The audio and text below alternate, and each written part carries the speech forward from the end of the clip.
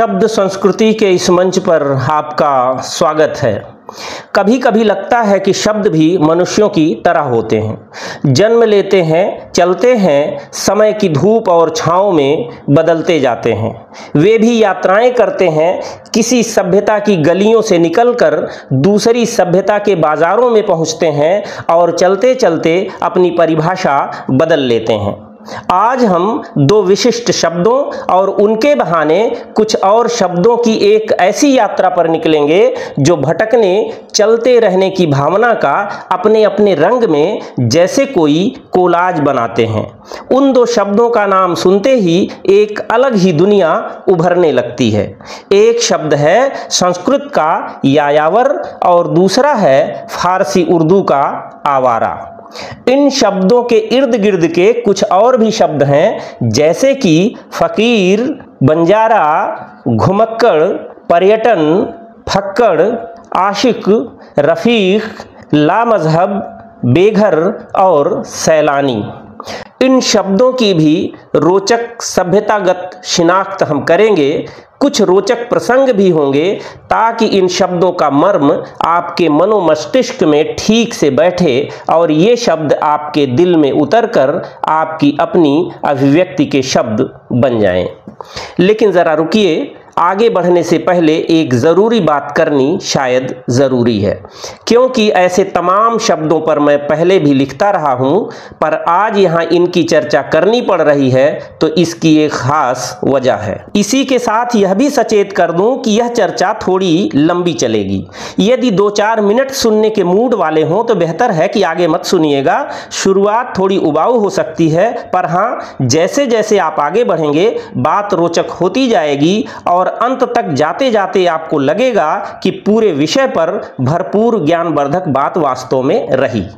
असल में एक है आदिल खान साहब, जो सोशल मीडिया पर मेरा लिखा हुआ पढ़ते रहते हैं। कई बार इनबॉक्स में बहस भी करते हैं कि मेरे जैसा कौमी एकता का हिमायती व्यक्ति आजकल हिंदुत्व जैसी बातें क्यों कर रहा है। आदिल साहब क्या, मैं सबसे यही कहता हूं कि मैं किसी पंथ, संप्रदाय या मजहब के हिसाब से बात नहीं करता। मैं अपनी भाषा और भारतीय सभ्यता संस्कृति की बात करता हूं। यह सही है कि इलाहाबाद के दौर से ही होली, दिवाली के साथ ईद का त्यौहार मनाने की भी मेरी आदत रही है, पर यह भी सही है कि मैं बकरीद को संसार का सबसे खराब त्यौहार मानता हूं। ईद एक प्यारा त्यौहार है, पर बकरीद जीवन के अपमान का त्यौहार है। खैर, आदिल साहब ने मुझे एक वीडियो भेजा और बताया कि जिद कामयाबी की नाम के एक चैनल पर मेरी बातें सुन सुनकर कुछ वीडियो बनाए जा रहे हैं।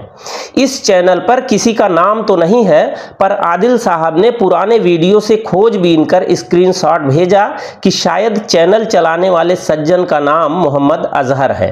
ये भी इलाहाबाद में रहे हैं। वीडियो सुनकर एक तकलीफ जरूर हुई कि एक पढ़े लिखे मुसलमान से उम्मीद की जाती है कि वह कम से कम उर्दू का उच्चारण तो ठीक करता ही होगा, पर ये सज्जन जहां जरूरत नहीं वहां जा का नुक्ते वाला उच्चारण करते हैं और जहां नुक्ते की जरूरत होती है वहां गायब कर देते हैं।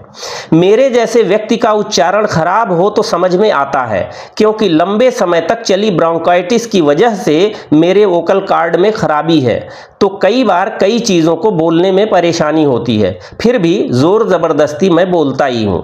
अब बात यह कि यदि ये मोहम्मद अजहर ही हैं तो इन्होंने इधर के अपने कुछ वीडियो में आवारा, लफंगा, कमीना, हरामजादा जैसे शब्दों का जिक्र किया है, जिन पर मैं कुछ समय पहले विस्तार से बात कर चुका हूँ।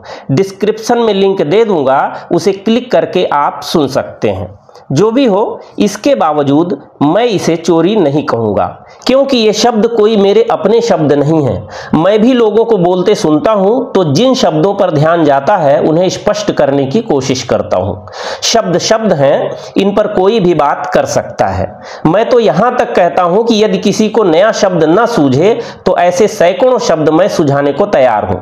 मेरी हार्दिक इच्छा है कि हिंदी को संवारने बढ़ाने वाले लोग आगे आने चाहिए, लेकिन परेशानी परेशानी तब होती है जब थोड़े से लाइक, कमेंट, व्यू के लिए लोग गलत गलत बेसिर पैर की व्याख्याएं प्रचारित करने लगते हैं। यायावर और आवारा शब्दों पर केंद्रित इन सज्जन की जो वीडियो मेरे पास आई है उसने मेरा माथा शुरू में ही ठनका दिया।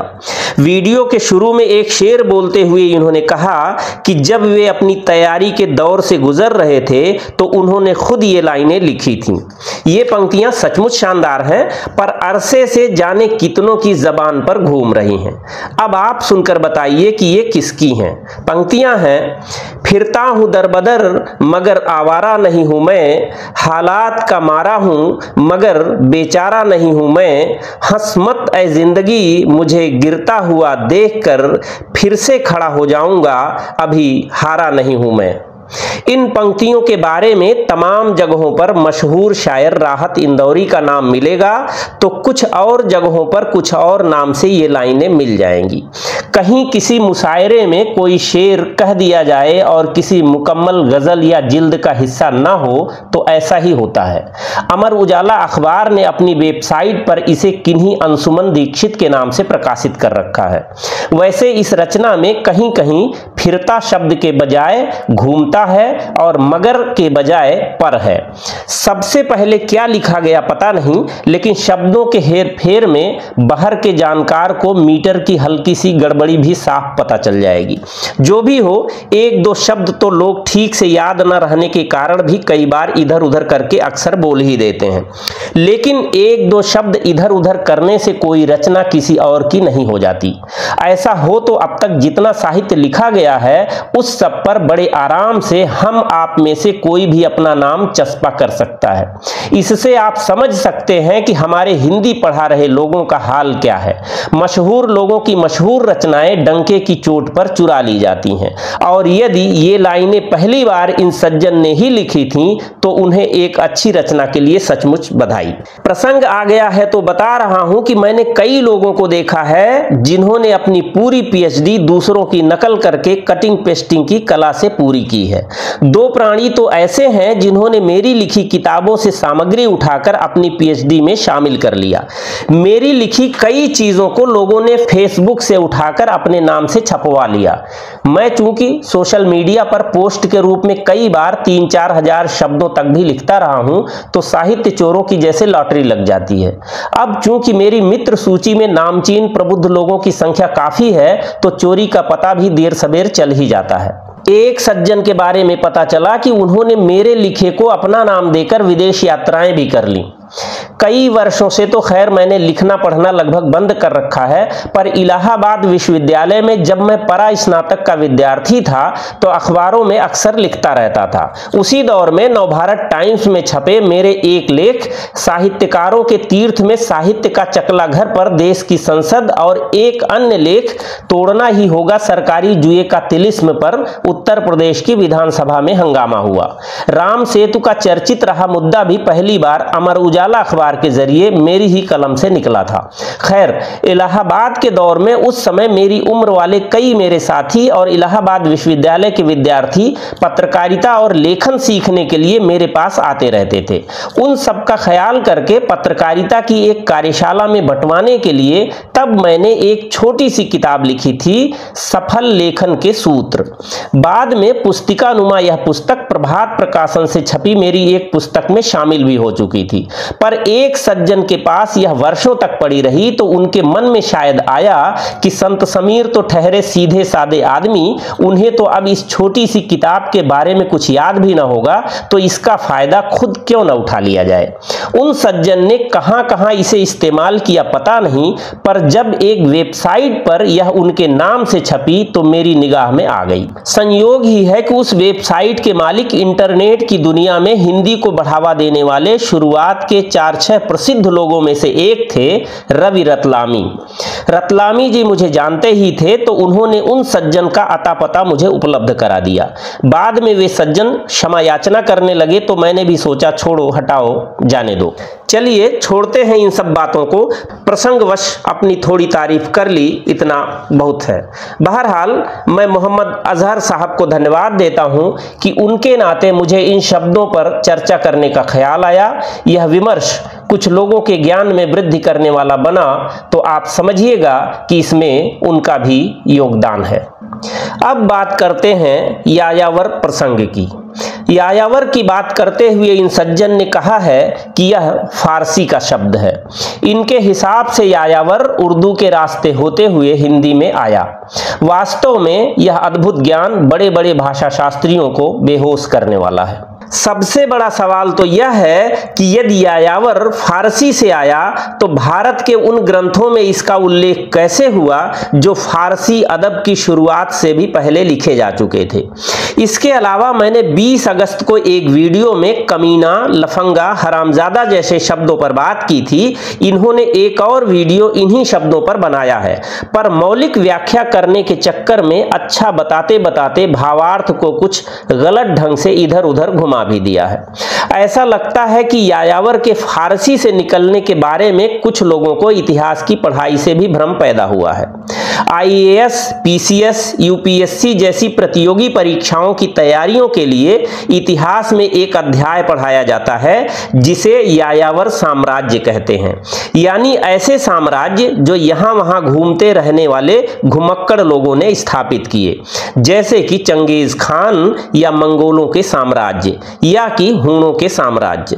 खैर, अब आइए यायावर और आवारा शब्दों का सच कुछ गहराई से समझने की कोशिश करते हैं। यायावर शब्द सुनते ही आंखों के सामने एक पथिक की छवि आती है जिसके पैरों में जड़ नहीं है, जो निरंतर गतिशील है और कई बार हमारे भीतर एक धीमी स्थिर परछाई सी चलने लगती है।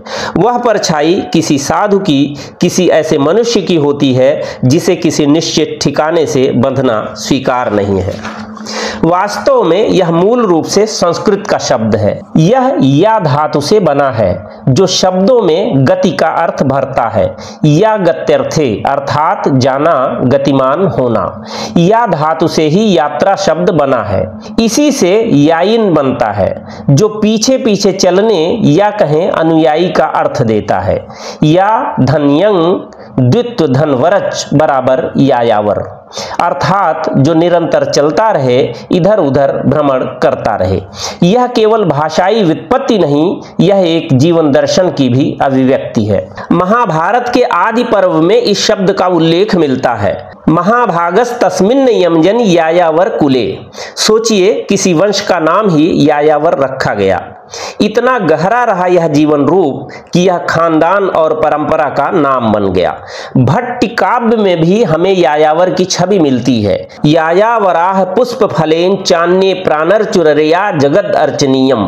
आभास यही है कि यह भटकना केवल भौगोलिक चलना नहीं बल्कि एक आचरण, एक उपासना थी। फूल और फल लेकर चलना, हर जगह की पूजा करना, हर जगह में दिव्यता देखना। ऋग्वैदिक परंपरा में इस भाव की अभिव्यक्ति और भी अधिक तीव्र है। ऐतरेय ब्राह्मण का वह मंत्र कि चरय वैति अर्थात चलते रहो, यह कहता है कि जीवन की सार्थकता गति में है, ठहरना जड़ता है। वही भाव जब फारसी जबान की गलियों में पहुंचता है तो उसका रूप बदलकर आवारा बन जाता है। अर्थ वही था कि बेठिकाना, इधर उधर घूमने वाला, पर समाज की नजर ने उस अर्थ में एक और परत डाल दी। जहां संस्कृत परंपरा में भटकना आध्यात्मिक साधना या जीवन धर्म समझा गया, वहीं फारसी और बाद में उर्दू हिंदी में आवारा ने एक तरह की उपेक्षा, एक तरह की तिरस्कार की छाया पाई। यही बदलाव हमारे सामने भाषा के इतिहास का एक रोचक सच खोलता है कि कैसे एक ही क्रिया अलग सभ्यताओं में अलग मायने ग्रहण कर लेती है। इसीलिए जब हम उर्दू और हिंदी की शायरी और फिल्मी गीतों में आवारा शब्द सुनते हैं तो उसमें अक्सर दर्द, अकेलापन, टूटन और विद्रोह का स्वर मिलता है। राज कपूर की फिल्म आवारा का वह गीत, आवारा हूं या गर्दिश में हूं, आसमान का तारा हूं, को याद कीजिए। वहां आवारगी को केवल नरक की तरह न देखकर बल्कि एक किस्म की आत्म पहचान के रूप में पेश किया गया। एक ऐसा मनुष्य जो समाज की सीमाओं में नहीं बैठता, जिसका दिल अपनी ही एक दुनिया में जलता है। साहिर लुधियानवी की कुछ पंक्तियां भी इसी प्रकार की पीड़ा को समेटे रहती हैं। जब समाज का कोई भाग स्वीकार न करे तो इंसान कैसे अपने को समेटे। इस आवारगी में एक विरोधाभास छिपा है और वह है अपमान और आत्मसम्मान का साथ। आवारा हमारी हिंदी फिल्मों का प्रिय शब्द रहा है। फिल्म ज्वेल थीफ का गीत भी आपने सुना ही होगा, यह दिल न होता बेचारा, कदम न होते आवारा। इधर की फिल्मों में दबंग का गाना है, जाने क्यों सब्र नहीं है दो पल का भी, यह दिल आवारा पागल है नादान है। वास्तव में हमारे जीवन में यह भटकने का भाव और भी बहुरूपिया बनकर मिलता है। बंजारे जो गांव-गांव, जिला-जिला घूमते हुए व्यापार करते थे, उनके गीतों में यायावरी उत्सव बनकर उठती है। नाची नाची गांव-गांव बाजे रे बीन बंजारा। इस भाव की अभिव्यक्ति फिल्मों में कुछ यूं है, हम बंजारों की बात मत पूछो जी। बंजारों के लिए चलना रोजी रोटी का साधन था। उनके काफिले ने गांव के बीच आर्थिक और सांस्कृतिक पुल बनाए। वही भटकन किसी प्रेम गीत में विरह की पीड़ा बन जाती थी। वही भटकन का भाव किसी कथा में सन्यासी की तपस्या का रूप भी ले लेता था। इतिहास के पन्नों में भी यायावरों की झलकें मिलती हैं। हूण, शक, स्किथियन जैसी जनजातियां हजारों मील की यात्राएं करती रहीं। आधुनिक युग में इस यायावरी का सबसे जीवंत, सबसे प्रेरक रूप हमें महान विद्वान राहुल सांकृत्यायन में मिलता है। वे बहुभाषी, बहुसांस्कृतिक, अनगिनत यात्रियों के पैरोकार थे। तिब्बत से सुदूर रूस तक की उनकी यात्राएं थीं। लोग उन्हें महान यायावर कहते थे। वे खुद कहते थे, मेरे पांव जहां ठहरते हैं वही मेरा घर है। इस वाक्य में उस यायावरी की गरिमा, उसकी स्वतंत्रता और जीवन की तीव्रता सब कुछ समाई हुई है। यायावर और आवारा की यह तुलना हमें केवल शब्दार्थ तक सीमित नहीं रखती, यह हमें यह सोचने पर मजबूर करती है कि समाज किसी व्यक्ति के चलने को किस दृष्टि से देखता है। वही चाल जो एक संस्कृति में तपस्या होती है, दूसरी में उपेक्षा बन जाती है। यही शब्दों की संस्कृति का जादू है कि शब्दों में इतिहास और समाज की परतें बसी रहती हैं। आइए अब भटकन के उन और रूपों को एक एक कर देखा जाए जो यायावर और आवारा के निकटवर्ती हैं। हम प्रयास करेंगे कि हर शब्द के साथ उसकी व्युत्पत्ति, उसका भाव और उससे जुड़ा कोई संक्षिप्त प्रसंग जोड़कर उसे जीवंत बनाया जाए। सबसे पहले चरैवेति को लीजिए। यह शब्द ऋग्वेद की पुरानी आवाज है। चर धातु से निर्मित यह आह्वान है, चलते रहो। वैदिक परंपरा में यह गति का मंत्र है। यह जीवन को गतिशीलता में सार्थक मानता है। जब किसी वस्तु, किसी मनुष्य के बारे में कहा जाता है कि वह चरैवेति का अनुयायी है, तो उसका आशय होता है वह अनुभव तक पहुंचने के लिए चलता रहता है, उसकी अनुभूति यात्रा में समाहित है। अब सन्यासी शब्द को लीजिए। यह है समधन्यास बराबर सन्यास। यहां ध्यान दीजिए कि हम अक्सर सन्यास और सन्यास लिखा हुआ पाते हैं। कुछ शब्दकोशों में भी अनवधानता में सा के ऊपर बिंदी लगाकर सन्यास को मानक की तरह लिख दिया गया है, पर दोनों गलत हैं। दो बार आधा ना लगाकर जो सन्यास बनेगा वह सही शब्द है। याद रखना चाहिए कि सम और न्यास जब मिलेंगे तो सम का मां अनुस्वार में नहीं बदलेगा। मेरी एक संपादक जी से वर्षों पहले कैसे इस शब्द पर बहस हुई थी, वह मैं बहुत पहले लिख चुका हूं। सन्यास का अर्थ है सब कुछ एक ओर छोड़ देना, त्याग देना, धन संपत्ति, मोह माया, सब कुछ। सन्यासी का घर मार्ग है और मार्ग ही उसका संसार।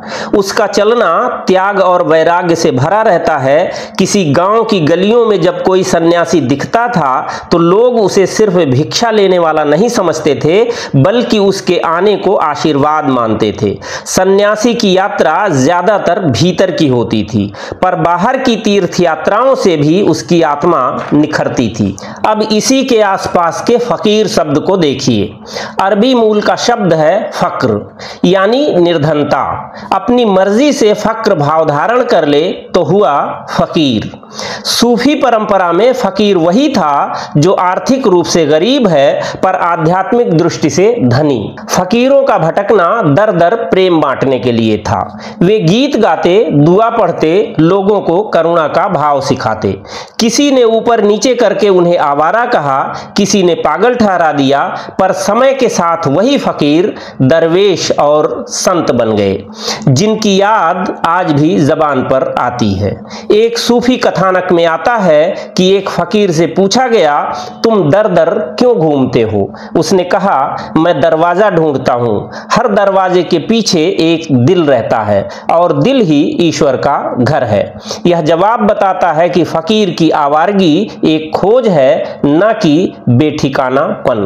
अब देखें कि बंजारा कौन है। बंजारा यानी मूलतः व्यापारी। कई लोगों ने इस शब्द के बारे में भी भ्रम फैलाया है कि यह फारसी का शब्द है, पर यह भी वास्तव में संस्कृत से आया है। मूल शब्द वाणिज्यकार है और इसी से समय के साथ बन गया बंजारा। बंजारे वे थे जो ऊंट और बैलगाड़ियों पर सामान लादकर गांव-गांव चलते थे। उन्होंने न सिर्फ माल पहुंचाया बल्कि गीत, कहावतें, किस्से और लोक धुनें भी गांव-गांव तक पहुंचाई। उनका काफिला जब आता गांव में मेले सा आनंद फैल जाता था। किसी गांव के बच्चे ऊंट के पीछे दौड़ रहे थे। किसी ने पूछ लिया, तुम्हें घर की याद नहीं आती? बंजारा मुस्कुराया और बोला, हमारा घर चलता रहता है। जहां काफिला रुका वही अस्थायी घर बन जाता है। इस सरल वाक्य में बंजारे की जीवन कथा और उसकी स्वीकृति का सार छिपा हुआ है। अब घुमक्कड़ शब्द को देखिए। यह शब्द आधुनिक रोमांच और जिज्ञासा को दर्शाता है।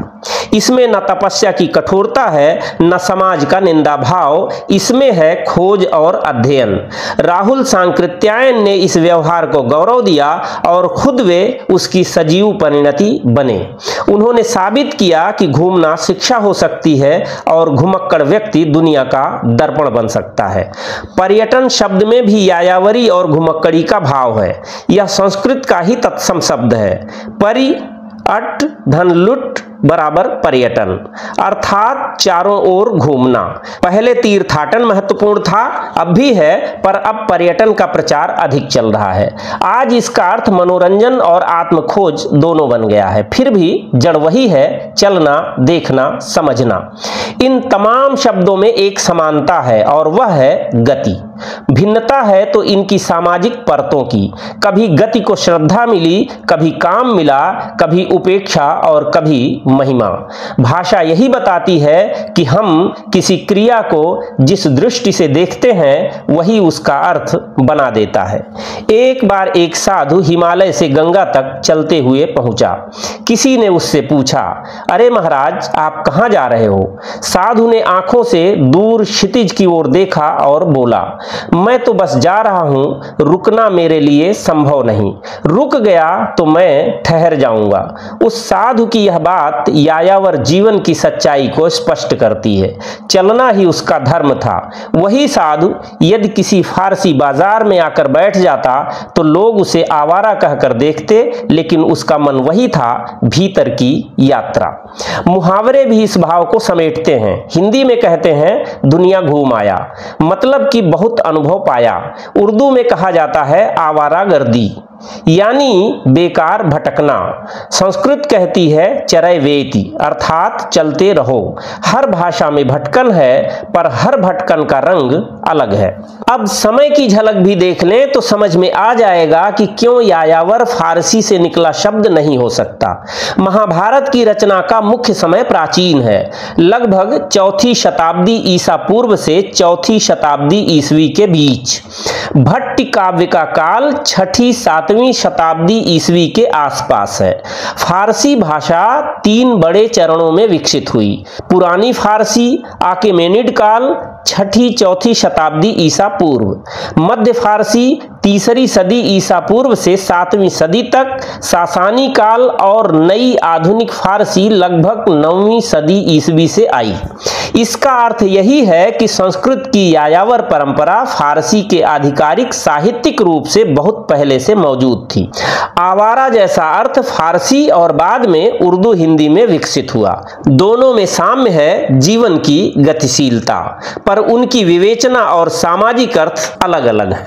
यायावर और आवारा में एक बड़ा अंतर है। यायावर कभी उद्देश्यहीन नहीं होता, उल्टे वह ज्यादा बड़े लक्ष्य के साथ हो सकता है, जबकि आवारा बेकार निरुद्देश्य का भाव देता है।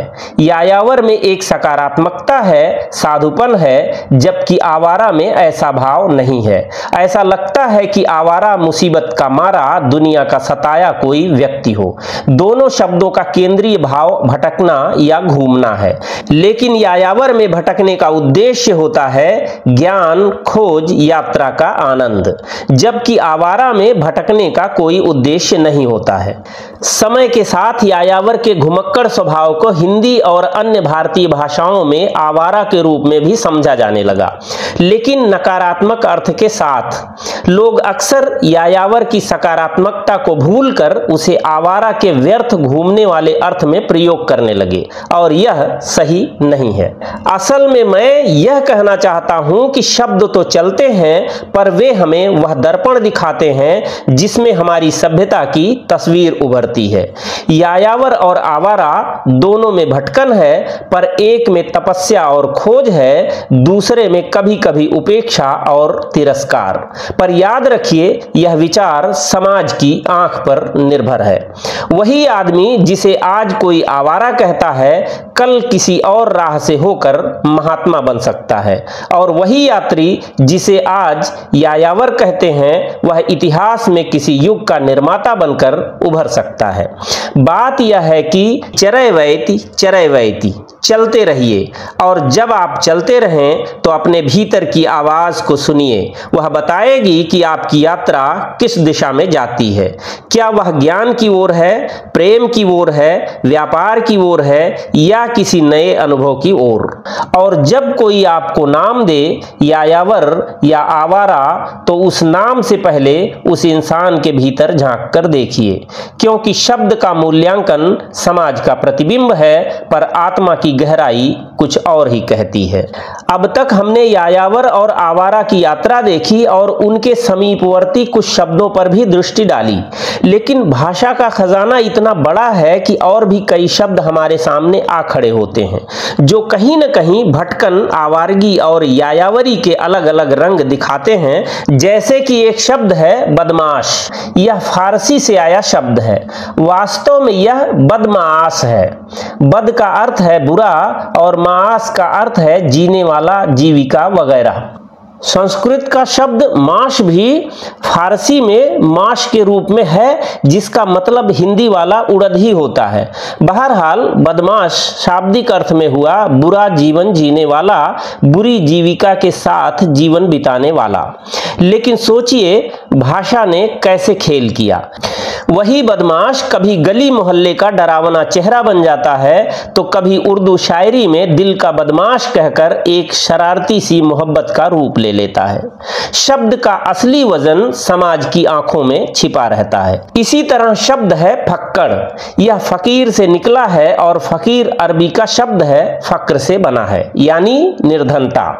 हिंदी में प्रचलित अरबी का फाका भी फक्कड़ से जुड़ता है, लेकिन फक्कड़ का भाव निर्धनता से भी आगे बढ़कर बेफिक्री हो गया। फक्कड़ वह है जो धन दौलत की परवाह नहीं करता, अपनी मस्ती में जीता है। गांव गांव में लोग हंसते हुए कहते हैं, अरे वह आदमी बड़ा फक्कड़ है, अर्थात उसे ना प्रतिष्ठा की परवाह है ना पैसे की, वह अपनी ही धुन में जी रहा है। यह बेफिक्री आवारगी का ही एक और रंग है, लेकिन यहाँ तिरस्कार नहीं, एक तरह की सहज प्रशंसा छिपी होती है। एक शब्द है रफीक। अरबी का प्यारा शब्द है जिसका अर्थ है साथी, मित्र। पर शायरी में रफीक अक्सर उस साथी के लिए आता है जो यायावरी में साथ दे, सफर का हमदम बने। कई शेरों में रफीक के सफर की छवि मिलती है। सोचिए, यात्राएं अगर अकेले की जाएं तो आवारगी कहलाती हैं, और अगर किसी रफीक के साथ हो तो सफर की महक बदल जाती है। यही शब्द आवारा के भाव को साथीपन का स्पर्श देता है। अब आशिक को लीजिए, यह भी अरबी का शब्द है, इश्क से निकला है। आशिक वह प्रेमी है जो अपनी प्रेयसी के इश्क में इतना डूबा कि दुनिया से बेपरवाह हो गया। उर्दू और फारसी शायरी में आशिक को अक्सर आवारा सा दिखाया गया। वह जो गलियों में भटकता है, चांद तारों से बात करता है और जिसे दुनिया का कोई कानून बांध नहीं सकता। यहाँ आवारगी प्रेम की मस्ती बन जाती है। एक शब्द है ला मजहब, यह भी अरबी का है। ला यानी नहीं और मजहब यानी पंथ या प्रचलित अर्थ में धर्म। ला मजहब का शाब्दिक अर्थ हुआ धर्महीन। पर देखिए, समाज की दृष्टि यहाँ भी भटकन को जोड़ देती है। जब कोई किसी धर्म या मजहबी ठिकाने से न बंधा हो तो उसे ला मजहब कहते हैं। यह स्थिति आवारगी की तरह है। ठिकाना न हो तो समाज उसे संदेह से देखता है। और एक शब्द है बेघर, यह फारसी और हिंदी का मेल है। बे यानी बिना और घर यानी आश्रय। बेघर शब्द सुनते ही आंखों में तस्वीर आती है सड़क पर भटकता हुआ इंसान जिसका कोई ठिकाना नहीं।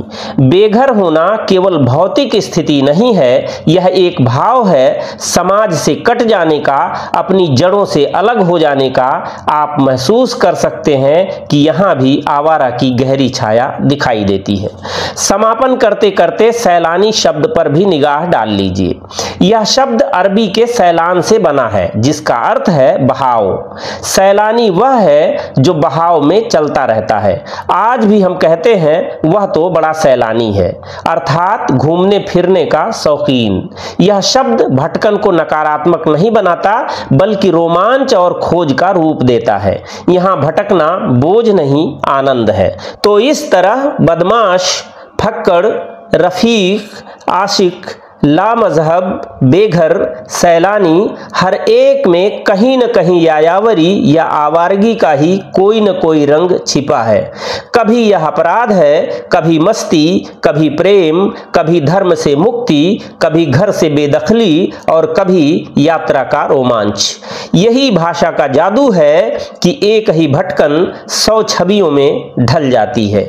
यही भाषा का सौंदर्य है कि एक ही भटकन 100 रूपों में ढलकर हमारे सामने आती है। और जब हम इन शब्दों को सुनते हैं तो हमें केवल उनका अर्थ नहीं बल्कि समाज की दृष्टि और सभ्यता का अनुभव भी मिलता है।